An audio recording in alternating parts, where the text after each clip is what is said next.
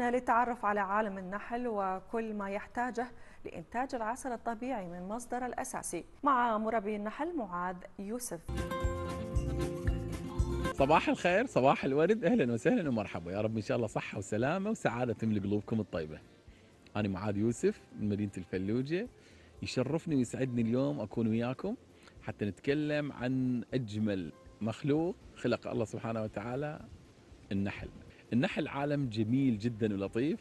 طبعا وعيت على الدنيا، لقيت والدي نحال وعشت بين الخلايا وربيت بيناتهم، لكن تحول من إرث إلى رسالة، إلى شغف. طبعا أول مرة بحياتي ألمس النحل، عندما لمست النحل ورفعت الإطار حسيت أنه هذا النحل هو جزء مني أو أنا جزء من عنده. فشي كلش جميل ولطيف رائع حلو إذا أنت عشت ويا النحل إلى حياته الطبيعية. الله سبحانه وتعالى أمر النحل: وأوحى ربك إلى النحل أن اتخذي من الجبال بيوتا ومن الشجر ومما يعرشون. أمر الله سبحانه وتعالى أنه النحل يعيش بداخل هاي الصناديق أو هاي الأشكال اللي إحنا نوضع لهم إياها.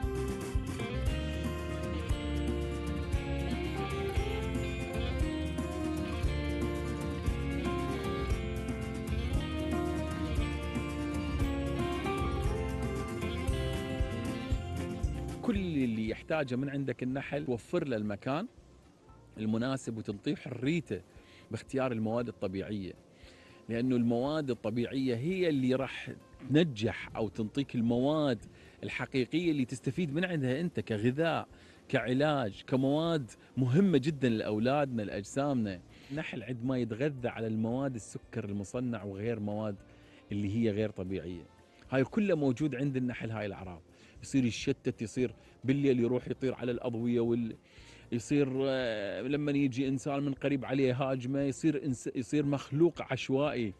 يتحول هذا الكائن اللطيف اللي مثل ما تشوفونه هسه على أصابعي مثل الفراشات، يتحول إلى كائن مؤذي، وهذا كله بسبب المواد الغذائية اللي يستخدمها أو الناس اللي تقدم له.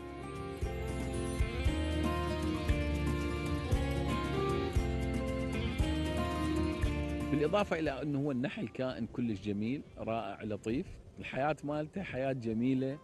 إذا تيجي تفتح الباب مالت الخلية وتباوع جوا بداخل الخلية ما راح تشوف نحل، راح تشوف مملكة عظيمة، راح تشوف أصناف من النحل جوا، راح تشوف كل واحد وإله فد وظيفة خاصة به.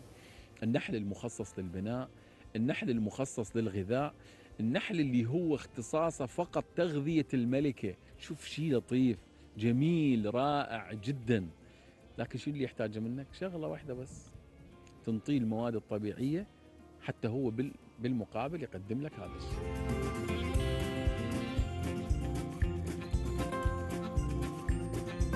وأوحى ربك إلى النحل، يعني الله سبحانه وتعالى ما أوحى للنحل حتى يكون كائن عشوائي يلسع وين مكان يضرب أي مكان. النحل يلسع لما يشعر بالخطر. الطريقة مال هجوم النحل هي عملية الحفاظ على البقاء. عن هذا التقرير ما شفنا معاذ استخدم كل المواد الطبيعية وكان دا يحكي عن موضوع النحل والعسل بكل شغف وبكل حب. هذا دليل على أنه هو شخص يحب أنه يمارس عمله وأيضا يحب أنه يراعي هذه الحشرات الصغيرة اللي ممكن أنه تنتج عسل جدا لذيذ.